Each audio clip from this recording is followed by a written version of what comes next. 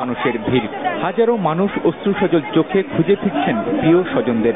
দীর্ঘ লাশের সারি থেকে ভাই খুঁজছেন বোন, স্বামী খুঁজছেন স্ত্রী, আর মা খুঁজে ফিরছেন নারী ছেঁড়া ধন সন্তান। অনেকে এই লাশের সারি থেকে প্রিয়জনকে খুঁজে পেলেও অধিকাংশ ফিরছেন খালি হাতে। রানা প্লাজা ধসের পর আহত নিহতদের প্রথমে নিয়ে যাওয়া হয় সাভারের এনাম মেডিকেল কলেজ হাসপাতালে।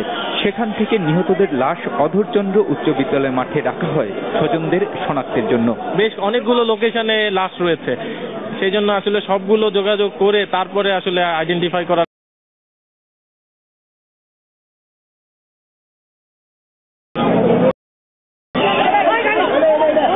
এর আগে সকালে রানা প্লাজা ধসের পর আহতদের এনাম মেডিকেল কলেজ হাসপাতাল সহ আশপাশের ক্লিনিকে নেওয়া হলে মেডিকেলের ক্লাস পরীক্ষা বন্ধ করে শিক্ষক, শিক্ষার্থী, কর্মচারী ব্যস্ত হয়ে পড়েন চিকিৎসা সেবায়। আহত যাদের আনা হচ্ছিল তাদের বেশিরভাগের অবস্থাই গুরুতর। 9:30টার দিকে একটা আওয়াজ হয়েছে, আওয়াজের পরে পরে সাথে সাথে প্লেয়ার সব ভাইয়া পড়ছে। ভাই কত মানুষ যে মারা গেছে, কেন ভাই আজকে ফ্যাক্টরি কেন খোলা রাখলো? ভাই আমার বোন দুলা ভাই সব শেষ ভাই। কিছু হইব না, আমরা আজকে ডিউটিতে আসবো না, তারপরে আইসিইউ থেকে সামন থেকে আমরা ফিরে যাবো। প্রায় 550-এরও বেশি মানুষকে চিকিৎসা দেওয়া হয় এনাম মেডিকেলে, আর আশপাশের হাসপাতালগুলোতে নেওয়া হয় আরো কয়েক শতাধিক আহতকে। হাসপাতাল কর্তৃপক্ষ জানায় প্রায় 30 জনেরও বেশি মানুষকে আশঙ্কাজনক অবস্থায় লাইফ সাপোর্ট দেওয়া হয়েছে। এদের অধিকাংশই হয়তো ঢলে পড়বেন মৃত্যুর কোলে। এর মধ্যে যারা ওয়ার্ডে বা কেবিনে বা জেনারেল ডিপার্টমেন্টে আছে তাদের আমরা যাদের অপারেশন করে পোস্ট অপারেটিভ রাখছি তাদের মৃত্যুর আশঙ্কা নাই, কিন্তু ইন্টেন্সিভ কেয়ার ইউনিটে 35 জন পেশেন্ট আছে, যাদের মধ্যে 12 জনকে আমরা আর্টিফিশিয়ালি ভেন্টিলেটরের সাহায্যে বাঁচায় রাখছি। তাদের ব্যাপারে নিশ্চিন্ত এখনো বলতে পারছি না।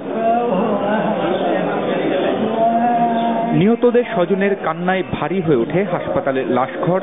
লাশের সারিতে অনেকেই খুঁজে পান প্রিয়জনকে, সারিতে না পেয়ে অনেকে আবার ঘুরতে থাকেন এক হাসপাতাল থেকে আরেক হাসপাতালে।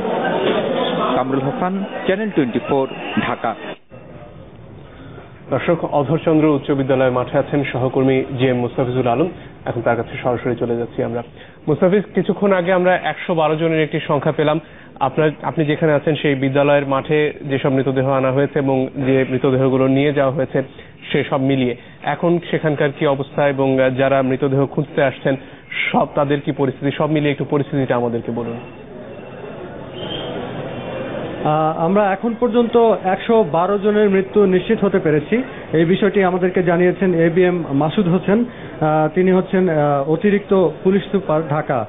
তিনি আমাদেরকে জানিয়েছেন যে 112 জনের মৃত্যু নিশ্চিত হওয়া গেছে, তার মধ্যে 25 জনের মরদেহ আগেই বিভিন্ন হাসপাতাল থেকে, বিশেষ করে বেশিরভাগ এনাম মেডিকেল হাসপাতাল, সেখান থেকে তাদের স্বজনরা নিয়ে গেছেন।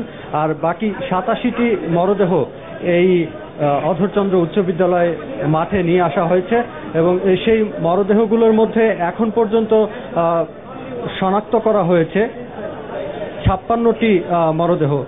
56টি মরদেহ শনাক্ত করা হয়েছে এখানে যে 87টি মরদেহ আনা হয়েছে তার মধ্যে, এবং সেই 56টির মধ্যে 21টি মরদেহ এরই মধ্যে হস্তান্তর করেছে এখানকার প্রশাসন।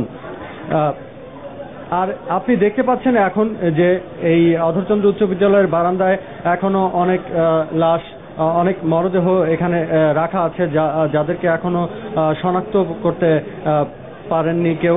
আর তারপরেও অনেক স্বজনরা, শত শত স্বজনহারারা এখানে এসেছেন এবং তারা খুবই সুশৃঙ্খলভাবে লাইনে দাঁড়িয়ে সবগুলো মরদেহ তারা দেখছেন, শনাক্ত করার চেষ্টা করছেন। যারা তাদের স্বজনকে এখনো খুঁজে পাচ্ছেন না, তারা জানেন না তাদের স্বজন বেঁচে আছেন কি মরে গেছেন, তারপরেও তারা এখানে এসেছেন মৃতদেহগুলো দেখে যাতে তারা চিনতে পারেন।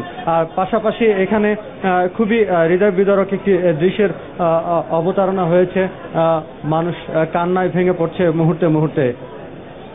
মুস্তাফিজ, ধন্যবাদ আপনাকে। দর্শক, কথা বলছিলাম জিএম মুস্তাফিজুল আলমের সাথে। তিনি অধরচন্দ্র উচ্চ বিদ্যালয়ের মাঠ থেকে জানালেন সেখানকার অবস্থা। 112 জনের একটি সংখ্যা আমরা পেয়েছি এর মধ্যে। দোলাব, তাজরিন ফ্যাশনের থেকে খুব বেশি দিন যায়নি, এই ধরনের একটি দৃশ্য দেখেছিলাম আমরা। এর চেয়েও ভয়ঙ্কর ছিল কিছু কিছু দিক থেকে বিচার করলে। আর মঞ্জুর, আজকে সকাল থেকেই কিন্তু হতাহতদের বেশিরভাগকে এনাম মেডিকেল কলেজ হাসপাতালে নিয়ে যাওয়া হয়েছে। দর্শক, এনাম মেডিকেল কলেজ হাসপাতালে আছেন সহকর্মী রাফেজ আদনান আদেল। আমরা এখন কথা বলছি তার সাথে। আদেল, গুরুতর আহত যারা হাসপাতালে ভর্তি হয়েছেন তাদের অবস্থা এখন কেমন? দেখুন, এখানকার চিকিৎসকদের সাথে আমি কথা বলেছি, তারা কিন্তু প্রতিনিয়ত চেষ্টা করে যাচ্ছেন যে গুরুতর আহত অবস্থায় যারা রয়েছেন তাদেরকে নিবিড়